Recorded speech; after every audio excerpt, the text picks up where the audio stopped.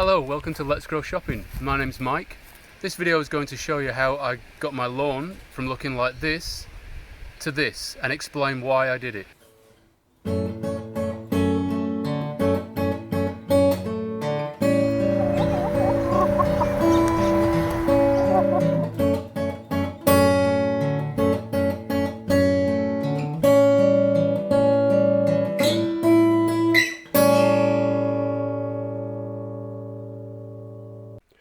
Okay, to give you a bit of background, the house is up the cliff to the left. The lawn is a very gentle slope from left to right, and then there's another larger cliff past the fence to the right hand side, where there are houses at the bottom.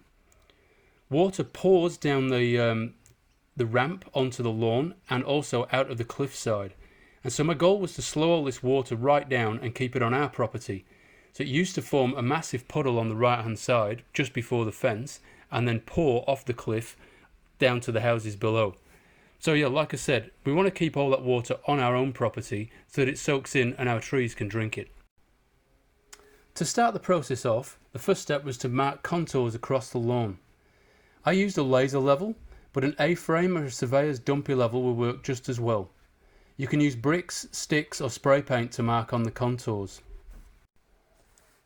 To get an idea of how far apart your contours should be, think about your final plan. My aim was to have a wheelbarrow access between each one, so about 750mm for the path, plus a garden bed of about 1.2 wide. So I did my contours about 2 to 3 metres apart. If you plan to drive a tractor up this path or have a path big enough just for you to squeeze down, you can adjust the path width either way.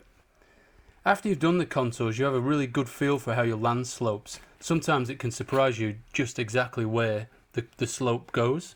I then marked out the path and the garden beds and dug the paths out down to about 150mm. All the grass, sod and soil is turned onto the garden bed. And I should say the contour line is the front edge of your garden bed. So the path is uphill of your contour line and the garden bed is downhill of the contour line. Notice I didn't dig all the grass out on the paths which run perpendicular to the contours, i.e. directly downhill. Only the paths parallel to the contour are dug out. This is to make sure the water is able to pond in the contour path and prevented from flowing downhill until the path fills up and overflows into the next one down the hill. One real bonus to doing this system is that you can see that the garden beds effectively have about a 300mm mound of free draining soil to sit on, 150mm of the dugout path, plus about 150mm of mounded up grass and soil on the garden bed. Most fruit trees don't like waterlogged soil, so this gives them great growing conditions to get their roots out of the water. Next, I added blood and bone, rock dust, gypsum, as there were some clay-rich patches, and also chicken manure pellets. To try and kill all the grass, I covered all the garden beds with black plastic to solarise them. All the mineral additives help the composting of the grass and enrich the soil whilst the plastic is there for about 6 weeks or more. Filling the paths with wood chip keeps the plastic down. The wood chip is porous and will let the trench path fill up with water but still be able to be walked on without getting muddy feet. After about a year the wood chip will break down and this can be then shovelled on the garden bed as next year's mulch. Then just get an arborist to drop you another load of mulch and fill the paths up again. When I took the plastic off after about 8 weeks, there were lots of the white roots covering the soil. I just forked the whole bed over and added quite a lot of mushroom compost. There was not a lot of organic matter in the soil to begin with. This gives the soil a huge boost in both nutrients and water holding capacity. The big blue tarp you could see on the lawn at the start of the video was covering some wood chip I mixed with cow manure and chicken manure and left to rot for about 4 months. This turbocharged mulch is what I used to cover the garden beds so that the mushroom compost would not dry out too quickly. As I had not got any trees to plant, I left everything to settle for about a month. The first thing to go in was bottomless tubs for potatoes to grow in, and then finally I ordered bare root fruit trees and planted those.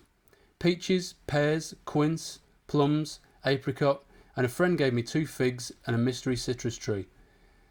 At about this time I sprinkled mustard seed everywhere as an easy green manure crop.